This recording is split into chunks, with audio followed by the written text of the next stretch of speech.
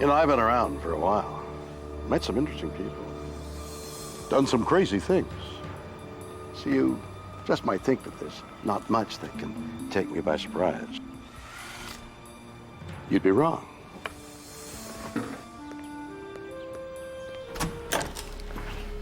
The world is full of stories, science and things that amaze and confound me. Every single day, incredible mysteries that keep me awake at night. Some I can answer.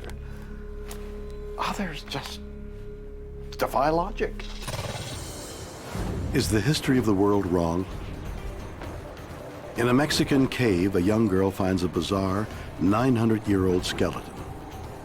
Is it evidence aliens once walked our planet?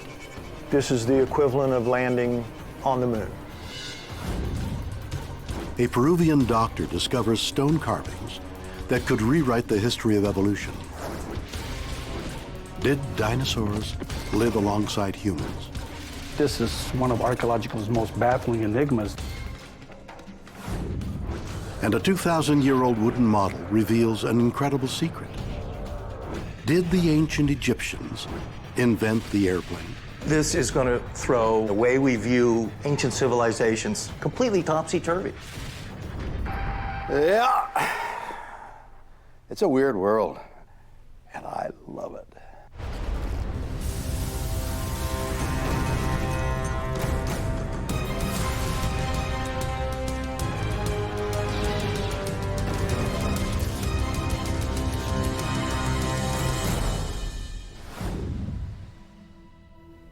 I love books. They make me think, especially anything about history. Thousands of years of human development and achievement. They're all contained in the pages of these wonderful documents that not only teach generation after generation about where we came from, but where we might be going. And have you ever stopped to consider what it might mean for us if all we've learned and all we think we've learned about our past is wrong? It's unthinkable, isn't it? Well, guess what? There's real and bizarre events out there that are telling us we may need to rethink everything we know about everything. The unthinkable is here. Researcher Lloyd Pye is the guardian of what he contends is the most important artifact ever discovered. The story begins in the Mexican countryside over 80 years ago.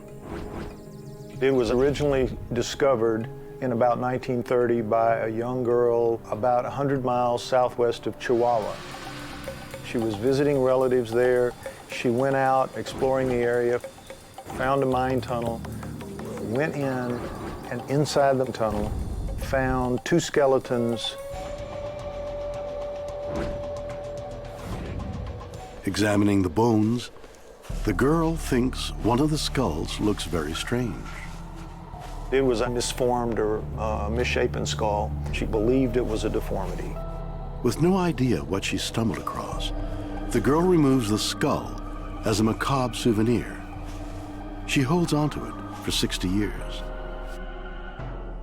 She brought it to her home in El Paso, kept it for her whole life. When she found out that she was dying in the early 90s, she asked some friends if they would take it for her. The skull ends up in the care of Melanie Young, a medical professional who immediately makes a shocking discovery. She had seen a lot of deformity, and she said right away, I don't think this is necessarily a deformed human skull. And that's how I got involved.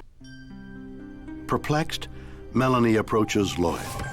He's an expert in human skulls. But in his years of studying human development, he's never seen anything like it. When I looked into those eyes, it was like, whoa, this really is something unusual. It's so unusual, it's so bizarre. A moron can see this is not really a human skull. It's something else, but what? But by the same token, I was like everybody else. My first reaction was it has to be some kind of deformity, because if it's not, then this is the equivalent of the shepherd that found the Dead Sea Scrolls. I mean, this is a big deal, and I didn't believe that that kind of thing would just fall into my lap. I took it to experts in every field of human physiology. The eye guy, the brain guy, the ear guy, the skull shape guy. During the course of '99, I came to understand that physiologically, it was really nothing like a human. It is human-like, but it is definitely non-human. No other way to say it. But if it's not human, what was it? Lloyd broadens his search. I took it to experts in UFOs and aliens and have people who had been in it for years evaluated. After close examination, the UFO experts reach a stunning conclusion. The skull is an alien that died on Earth and was buried on Earth 900 years ago. The consensus was, it looks like the skull of a gray alien. The alien that we all know, the one with the heart-shaped face on a thin little neck and the weird eyes, we all know that look, a gray alien. With this in mind, Lloyd and his supporters name the artifact the Starchild skull. They keep looking for answers. How it got here, I don't know. Was it crash landed? I don't know. Did it come here on a visit and get sick and die? I don't know. The implications are as big as you can imagine. The Starchild is going to change history. It's going to prove that at least once an alien being walked on the Earth. Dear friends, we are gathered here today to pay our last tributes and respects to the memory of our departed and beloved alien child.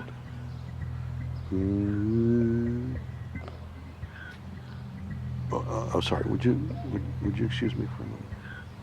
Now, this story is definitely weird, or what? Does the Starchild skull belong to an alien child who was visiting or even conceived on Earth but tragically died? If so, does this change the course of history? But even more importantly, what about the parents? Did anyone think of letting them know? Did they give their child a proper farewell? I doubt it. I'm so sorry. Was a wonderful child who loved comics, sports, and practical jokes like destroying planets with his father's death ray. He'll be sadly missed. Would anyone like to say a few words? Is the Starchild skull the most important archaeological discovery ever made? Not everyone thinks so. Yale University neurology professor Stephen Novella has studied the Starchild skull and claims its appearance is nothing unusual. Going through medical school and training as a neurologist, I've seen many examples of similar kinds of deformities before. There are lots of genetic anomalies that produce abnormalities or deformities. Novella's research has led him to believe the Starchild skull belonged to a human suffering from a medical condition called hydrocephalus. Hydrocephalus is a term that literally means water on the brain. And what happens is that the fluid that's normally inside and around the brain does not flow like it normally should, and that causes the water and the pressure to build up inside the brain and inside the skull. In young children where the bones of the skull have not yet fused, this can cause the skull to balloon out, sometimes even to incredible size. In an adult where all the bones of the skull have completely fused together, then the hydrocephalus would just cause increased pressure on the brain, but not an expansion of the skull itself.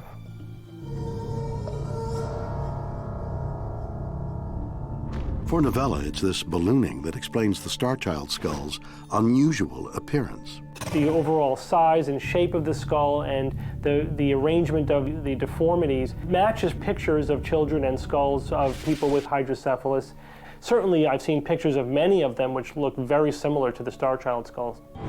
Sadly, there would have been no treatment for this painful condition in the era from which the Starchild skull belongs. The modern treatment for hydrocephalus is to drain the fluid out from inside the brain. It reverses all of the abnormal effects of the hydrocephalus. This is a modern neurosurgical treatment, however. This would not have been available prior to 50 or 60 years ago, let alone hundreds of years ago. So does this mean that we've yet to play host to intergalactic visitors? I have nothing against the notion that there are aliens in the universe. I think it would be really cool. I just don't think this skull is it. This is not the evidence of anything alien.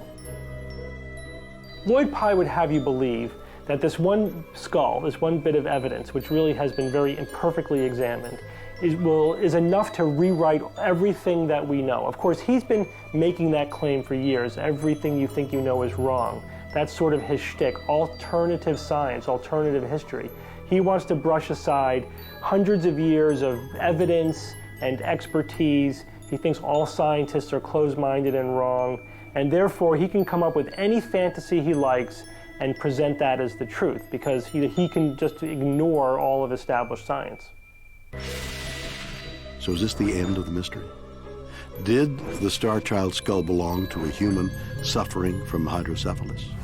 Trenton Holliday and John Verano are professors of anthropology at the University of Tulane. They have a different take. Originally, when I saw the skull, I suspected it might have suffered from hydrocephaly. However, I've since revised my opinion on that. I don't think it was a hydrocephalus individual. So if not an alien and not hydrocephalic, just who was the Starchild? The most unusual feature of the Starchild skull is just the shape of the skull. It's flattened in the back, it's bulged at the sides, and I can explain that very easily by cradle boarding. Cradle boarding was an early solution to a problem many of us face today, making kids portable. Cradle boarding was a very common practice in South America. It was originally done as a means of restraining the infants so that they could be brought out into the fields. It also was done for aesthetic reasons. But how could a simple baby carrying device create the bizarre shape of the Starchild skull? Here's an example of an actual cradle board from Peru. I've strapped on a doll just to give you an idea of the way an infant would be put on it. And then here you can see how the head is strapped down. The strap goes over the forehead and goes over the back of the skull, holds the child's head in place, allows it to move probably from side to side, and in fact, many of these are asymmetrical, which suggests that they were lying habitually to one side or another. But cradle boarding had a side effect. As the skull was compressed in one direction, it grew in the other to make room for the baby's rapidly developing brain. This is a child skull that was cradle boarded. It's bulging out on the two sides, and that's because there's pressure that was put on the back side of the skull. What you can see is the way the skull is flattened from the back and this kind of bulging up from the side, giving it this unusual shape that if you didn't know about cradle boarding, you might think, boy, that's a bizarre-looking human skull. Were the strange features of the Starchild skull caused by an ancient child-carrying device? Or is the truth way more bizarre? The Starchild had an alien father and an alien mother. The features of a 900-year-old skull puzzle the scientific community. Some offer practical explanations, such as cradle boarding. Others disagree. When a skull is cradle boarded, a baby's bones are so soft that they flatten. So if you feel this, it's very flat, as flat as the board that it was pressed to. The Starchild has its natural convolutions to it. So what that means is it was not flattened artificially, it grew this way. Its genes told it to grow. Now, another interesting difference is that a normal human, the crown of the head is round, all the way round. Here, rounded, rounded. If you look at the Starchild, you see clearly that there is a crease here down the middle. A crease. And that could only occur if the suture, this suture line right here, had been fused in a human, was fused early, and then you could have a shape like this where the brain would grow out and around, and that wouldn't really spread out because the suture line would be prematurely fused. But we CAT scanned the Starchild and all of its sutures are open. There's no premature fusing. It's very normal. And also, it's very symmetrical. If you look at the whole skull, it's extraordinarily symmetrical. For as strange as it looks, it's more symmetrical than the human skull. It's more symmetrical than my skull or any average person's skull.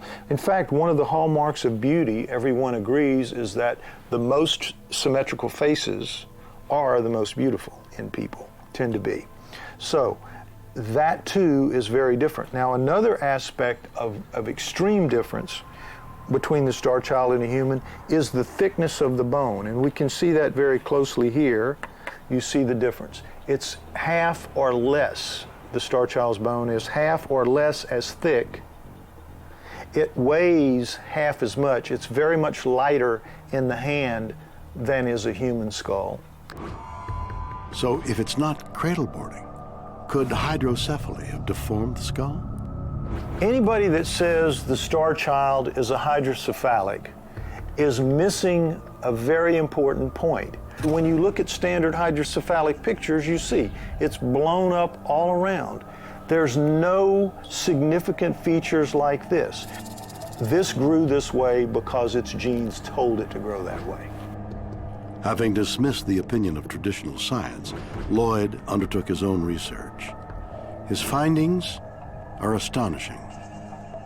What makes the Starchild skull different is that there are 25 major physical differences between it and human skulls. There's not one part of it that's exactly like a human. It is completely different, and what that indicates is that its genes are radically different. But does this mean the Starchild skull could only be of extraterrestrial origin? In 2003, DNA technology allowed Pi to put his theory to the test. We got the first test by a laboratory that was capable of doing ancient DNA, and the answer that they got was that the mother was human and the father was not. Clearly something's wrong with the father. Father's not human.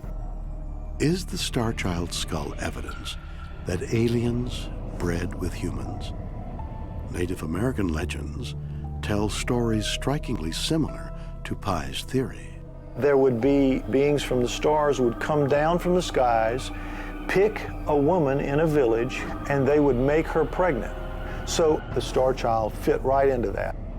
But as technology advances, so does the story of the Starchild skull. In early 2011, a new DNA test led Lloyd to an even more astonishing claim.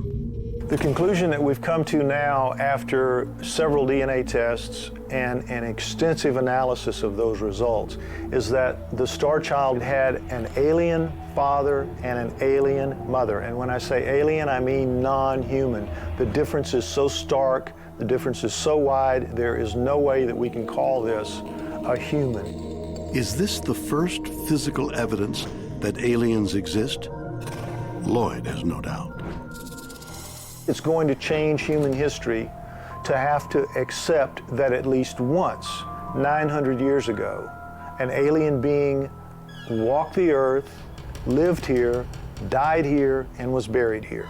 This is the equivalent of landing on the moon. What is the Starchild skull? For now it remains an enigma.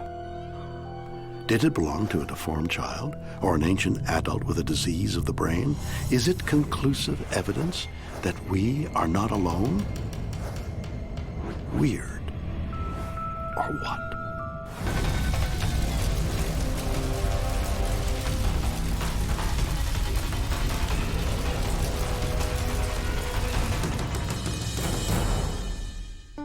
You know, I've always had a fascination with the relics of the ancient past. And I'm not just talking about the Beatles or the Rolling Stones or Leonard Nimoy. No.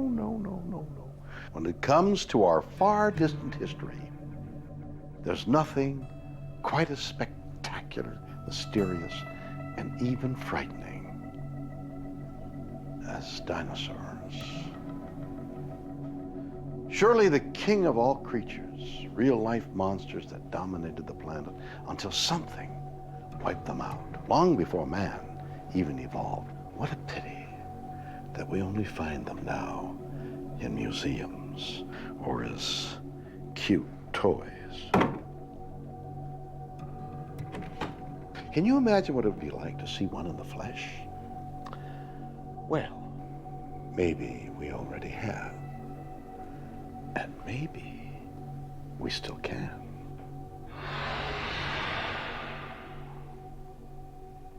Weird. Or what? Adventurer Dennis Swift travels the world in search of ancient artifacts, but nothing he's found compares to a discovery made in Ica, Peru, by a man named Javier Cabrera. Dr. Cabrera made the greatest discovery in the history of mankind. The implications are staggering. It began innocently enough at a birthday party in 1966. It was Dr. Cabrera's 42nd birthday. One of the doctor's oldest friends brings him a special gift. Dr. Cabrera was given a stone. It was found in some official archaeological excavations. The stone was carved by an ancient Peruvian tribe. His friend thinks it's a trinket, but the doctor makes a discovery that sets his heart racing. Etched into the stone is an image that defies explanation. He recognized it to be a species of fish that went extinct 150 million years ago. Now, how do you explain that? Seeking answers, the doctor employs local workmen to find more stones. Dr. Cabrera began to find more in these stones, and people brought them to him. The more he delved into it, the more it consumed his life. As more and more stones arrive, Dr. Cabrera realizes they feature other images that just shouldn't have been there. Some of the stones seem to be depicting impossible scenes, things that would cause the textbooks to be rewritten. What had the doctor found? It was something that would shock the world. He risked his reputation. He said, if you look closely at this, you'll see a dinosaur carved there with two people. It's an astonishing moment, but how could it be? Dinosaur fossils weren't identified until 1824. How could an ancient people have known about them 1,000 years ago? Finding artifacts and information that showed that these people had knowledge of dinosaurs that predated our knowledge was truly amazing. But could it be proved? After comparing the etchings on over 400 stones to real fossils, he discovered the depictions were accurate. The Peruvian artists must have known what dinosaurs looked like. Now, not only is that astonishing, it began to say to him, they saw living, breathing dinosaurs. This is one of archaeological's most baffling enigmas. Did the dinosaurs live millions of years longer than we thought they did? I've studied the Ica stones for well over 20 years. I believe they are very substantial, strong evidence that dinosaurs and man lived together. Current scientific belief is that the dinosaurs were wiped out by an asteroid 66 million years ago. 59 million years before early man even existed. Swift, however, believes there's evidence to the contrary. In the cultures around the world, they talk about encountering these animals of giant size, and they fit the description of what we would call a dinosaur. Of course, dinosaur was not coined until 1841 by Sir Edward Owen. It's a compound Greek word that means terrible lizard or frightfully fearful lizard. If you read the science books of the 1300s, 1400s, and 1500s, when they talk about dragons, they resemble very much what we would describe as a dinosaur. And in fact, there's an account of an Irishman in 900 AD who encountered a beast that had like triangular shaped, diamond shapes on his back. It had a head like a horse, and it had big iron spikes on the back of his tail. And it describes his legs. Well, what animal could that be? It could only be a stegosaurus. I've been with the American Indians, and they say, we don't like to tell white people because they make fun of us, but they believe that their ancestors fought against what we would call a triceratops. Could some dinosaurs have survived extinction? Did they walk among ancient Peruvians. For Swift, the artifact's uncannily accurate proportions don't lie. Here's a Styracosaurus on the stone. Does it have dermal spines? Yeah. Does the tail sticking out when it's walking? Yes. Does it have 3 toes? Yes. All right, so it's a dinosaur. But if Swift is right, there's an even bigger question. If dinosaurs walked the Earth with humans only a relatively short time ago, then what happened to them? And where are they? I believe that they existed from a few thousand years ago to maybe 500 years ago, and there's a possibility that there could be a handful left. There was a Frenchman in 1967, I believe, even took photographs of a footprint. It's 3-toed, it's huge, and it has a claw on the back. Only a dinosaur had that kind of a footprint. So, yeah, dinosaurs could be out there. Oh, boy, this is incredible. I mean, that guy thinks that dinosaurs are still roaming the Earth. Wow. Let's think about what that means. There's not a lot of room left on the planet, so they're going to have to share our neighborhoods, right? Maybe we could have one as a pet. Can you imagine keeping one in your backyard? Ooh. I think not. Has somebody got a pooper scooper? A big one. Did man and dinosaur coexist? Should we rip up our history books? I think that people actually watch the Flintstones and think it's reality programming. Ancient Peruvian stone carvings pose a shocking question. Did our ancient ancestors walk alongside dinosaurs? Archaeologist Ken Feder doesn't think so. I think that people actually watch the Flintstones and think it's reality programming. It's not, it's a cartoon, folks. Fred did not have a pet dinosaur. That really didn't happen. But how can Feder be sure humans never saw dinosaurs? He points to the tens of thousands of fossils collected worldwide, which confirm they died out 66 million years ago. We have a whole lot of evidence that dinosaurs died off long before there were people. And the fact that we have a bunch of stones with carvings and people writing around on dinosaurs is not strong evidence at all. But if ancient Peruvians didn't see dinosaurs, how do we explain the Ica stones? They're fakes, they're hoaxes. The story of the Ica stones, from start to finish, mirrors the stories of lots of other archaeological hoaxes. They start small, but once it becomes clear that there's a guy willing to buy some stones, suddenly we have thousands of these things, and the actual stones themselves become more and more elaborate. Rather than finding them in caves, could the Peruvian peasants simply have made the stones themselves? There's only one way to find out. Art student Justine McGrath has been asked to test Feder's theory that the stones are merely fakes. She's going to attempt to replicate the stones using basic tools. So I begin by just copying out the image. It's a very simple line drawing. The drawing complete, Justine begins carving. She uses a power tool for speed, though the etching could easily be done by hand. Although the pattern is complete, the stone doesn't have an ancient look. Justine has an inexpensive solution. I'm going to cover the stone in a mixture of manure and olive oil. It's a rather down-to-earth solution. Her method of baking the stones is equally low-tech. But could some manure, olive oil, and a barbecue really recreate the mysterious Ica stones? After just 3 hours of baking, this is what my Ica stone looks like. For Feder, the results of this experiment are decisive. You have two possible explanations in science, one that requires overturning everything we know, and one that simply requires that people are trying to make a buck by hoaxing. So it's a lot easier for me to accept the possibility that people are making fakes than to completely rewrite everything we know about geology, biology, and so on.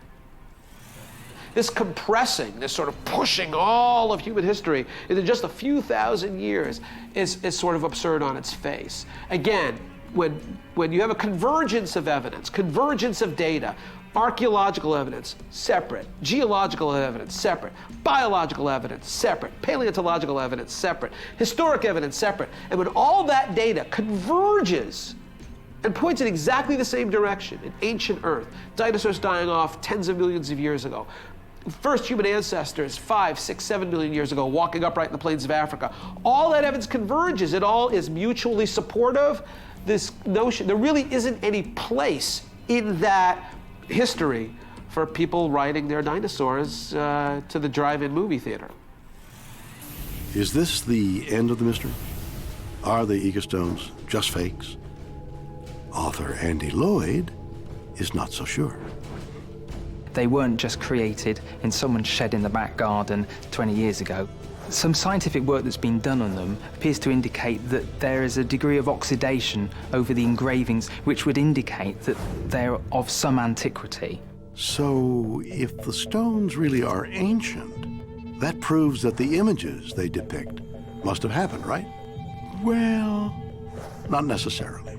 I don't think that's very, very likely that man and dinosaur could have shared the Earth at any time. However, that's not to say that there isn't something rather wonderful about the ecostones in this regard.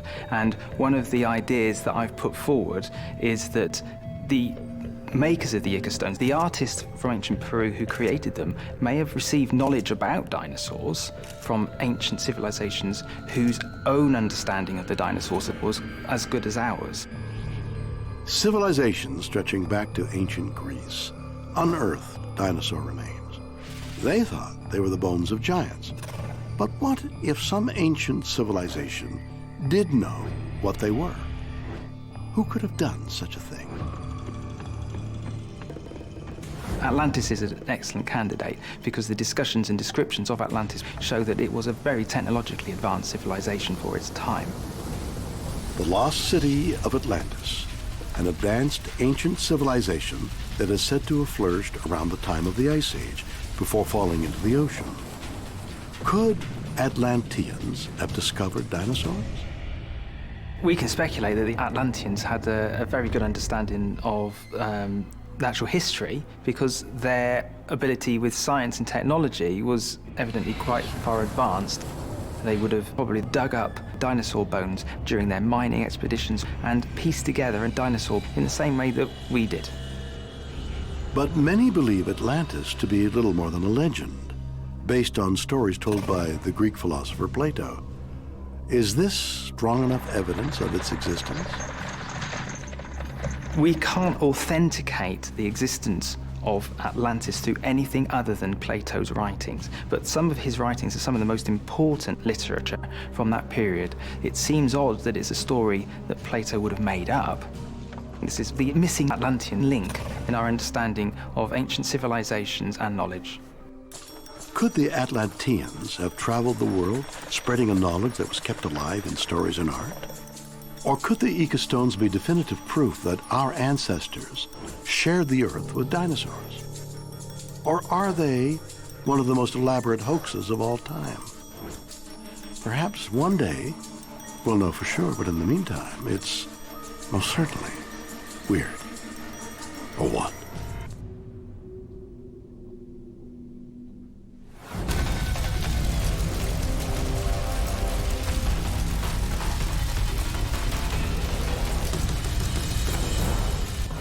A 2,000-year-old wooden model excavated from Egypt's oldest pyramid reveals an amazing secret. Did the ancients invent modern flight? It could have been launched easily from the top of a pyramid. You know, I like to think of myself as a bit of an adventurer, or sort of an Indiana Jones, if you like. Bye. You see, I've been all over the world and collected some amazing relics. Wrong relic. Of course, some are more amazing than others. And some make you wonder what they might say if they could talk. Can you imagine finding something that could truly change the world? Well, here it is. Saqqara, Egypt. In one of the country's oldest burial grounds, French archaeologists begin to unearth the burial tomb of the 3rd century BC official, Paddy Iman. Among the artifacts recovered is what looks to be a model of a bird. It's cataloged and stored at the Cairo Museum for over 70 years. But no one could predict the shockwaves Special Register 6347 would soon make. The late Egyptologist Dr. Khalil Messiah realized the model was very unusual. It leads him to a breathtaking conclusion. Dr. Messiah had found evidence of what appears to be a glider or an airplane, something that the ancient Egyptians supposedly didn't have. Author David Childress thinks that Dr. Messiah has much to teach historians and the world. To me, the research of Dr. Khalil Messiah is very important, because here we have a mainstream Egyptologist finding an artifact that we know is authentic, coming from over 2,000 years ago, a model, a very miniature model of an airplane, much like the early airplanes that were built in America and around the world at the turn of the century. Could the artifact be a model of an ancient flying machine? It's a stunning revelation. Our histories tell us the first powered human flight was in 1903. If Dr. Messiah is correct, the ancient Egyptians may have beaten the Wright brothers by over 2,000 years. Although met with initial skepticism, tests by leading aeronautical engineers prove that the model, now known as the Saqqara bird, was designed for flight.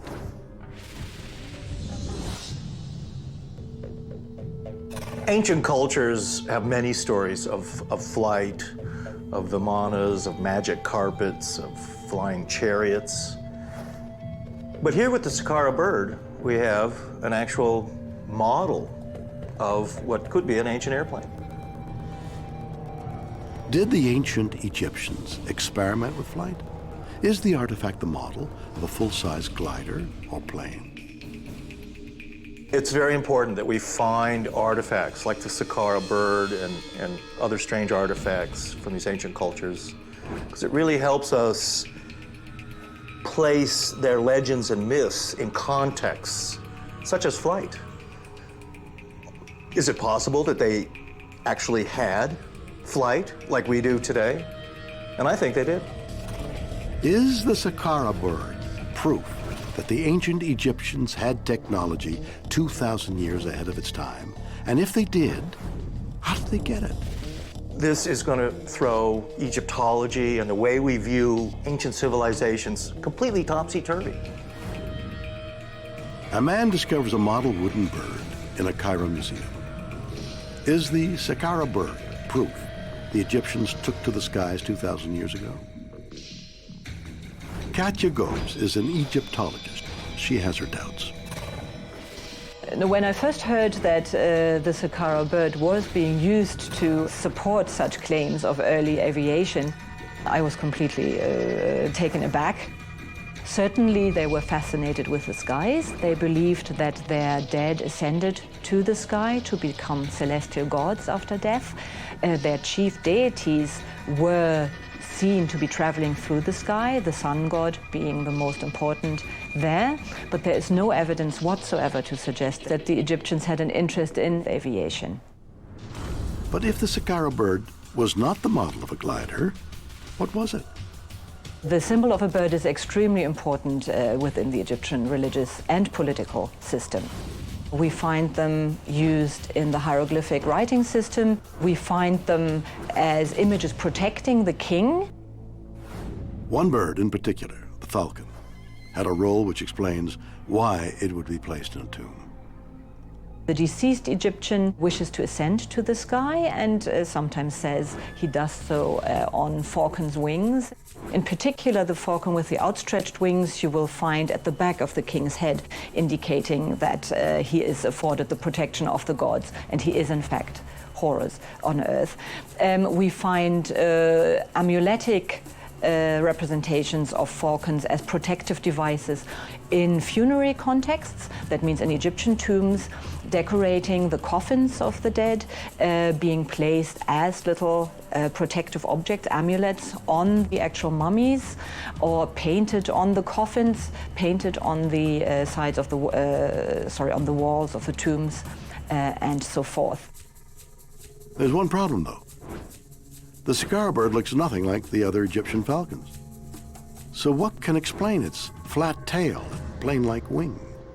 It is not unheard of that toys were given to deceased children, and they would be put into their tombs so they would be accessible for their afterlife and for their eternal pleasure. Could the mysterious artifact be nothing more than a simple child's toy? Are the smooth body and flat tail the result of amateur craftsmanship and not deliberate design? Even though there are a few idiosyncrasies in its representation, the Saqqara bird is most likely an image of a falcon. There is no evidence that the Egyptians experimented with aviation technology. The claim is ludicrous, to say the least, so it is not inconceivable that the Saqqara bird was a toy that was given to a child, or even to an adult who wanted to take his favorite childhood toy with him into the afterlife. Are we reading too much into an ancient toy? Not everyone thinks so. Artifacts like the Saqqara bird are important because science likes to think it's got everything explained. We can explain how the Egyptians built the pyramids and all of their ancient technology, but items like the Saqqara bird throw a monkey wrench into some of these old theories, because suddenly it's possible that the ancient Egyptians and other civilizations could do much like we did and have flight, have electricity, have machines. When we look at ancient civilizations like the ancient Egyptians, we see that they've made so many magnificent buildings, and their sciences were very exact. They were good engineers. They studied nature tremendously. So the Saqqara bird seems to indicate that, yes, the ancient Egyptians knew about flight and had it. But how can children be so sure that what looks like a bird is really a model airplane? It's clearly an aerodynamic design and not just some simple toy. The wings are at what is known as the dihedral angle. It's a special angle that the wings of a glider have to be at in order to achieve lift. And the Saqqara bird has that. So the wings are airworthy, but what about the tail? Dr. Masia had also found evidence that the very top part of the tail rudder had been broken off. And he theorized that it had, in fact, had also another vertical tail, much like a modern jet would have. But if the Saqqara bird was a model of an ancient glider, there's one big problem. Where in Egypt's flat desert could you glide from? If it was a glider, it could have been launched easily from the top of a pyramid, perhaps, much like hang gliders themselves launch today off of cliffs and mountains. Or even the Egyptians could have developed a relatively primitive catapult-type launching system that would have given this glider the power to get in the air and then fly over areas of Egypt. I believe that the ancient Egyptians and other civilizations had powered flight, as well as gliders and airships and balloons, and even they had electricity and lights. Even they must have had power tools in some of their cases to build some of the buildings they had. Were the crowning achievements of Egyptian civilization used as a launch pad by an ancient pair of Wright brothers? If scientists are right that this is a model of a functioning glider, this is going to throw Egyptology and the way we view ancient civilizations completely topsy-turvy. Okay, this is blowing my mind. Are they honestly trying to tell me that this 2,000-year-old ugly duckling is evidence of an ancient mastery of the laws of aerodynamics, that it could fly? Well, there's only one way to find out.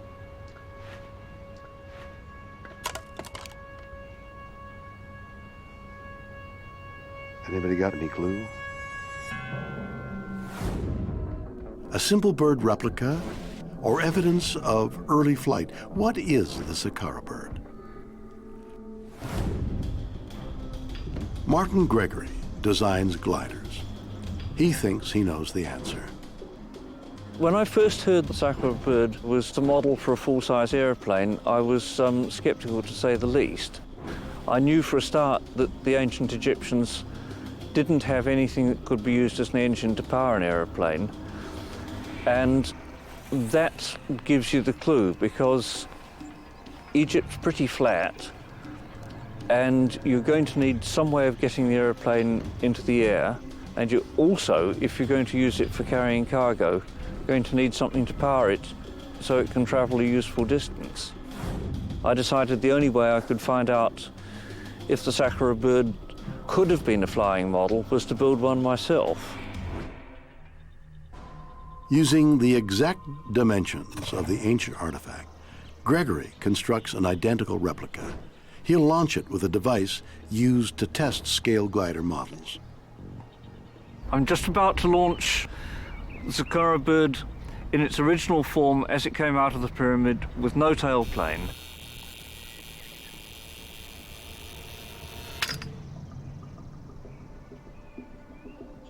That flight did what I expected it to do.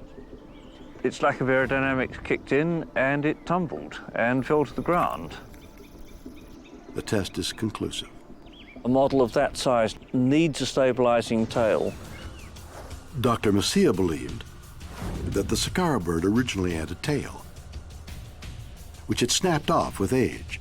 Could a tail make a difference?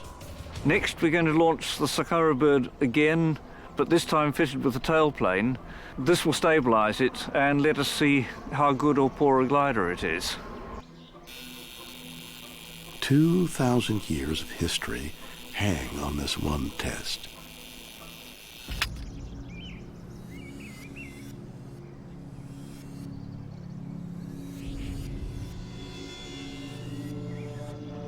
It travels further, but not much. The end results are the same. The wing has rounded edges, and that just doesn't generate very much lift at all. And in terms of stability, all modern aeroplanes have the wing bent up at the tips for stability instead of swooping down like this one does. So does the experiment prove that the Saqqara bird was really a child's toy? Following his experiment, Gregory has a theory of his own. I think there's a possibility that it's a wind vane. I discounted the child's toy theory on the grounds that all real birds have a flat horizontal tail rather than a vertical fin, and most children will be able to recognize the difference and not be fooled by the presence of the fin. To find out whether it could have been a wind vane, I put a pivot on the belly of it, and as you can see, I think it's a far better weather vane than it is a flying model. So, is the answer to a 2,000-year-old mystery really blowing in the wind? Was the Saqqara bird simply an ancient plaything? Or could it be evidence of mankind's first attempt at flight? We may never know. Weird or what?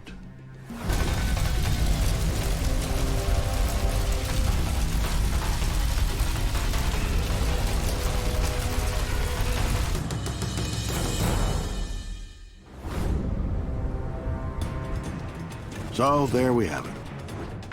3 ancient artifacts that bring into question everything we understand about history.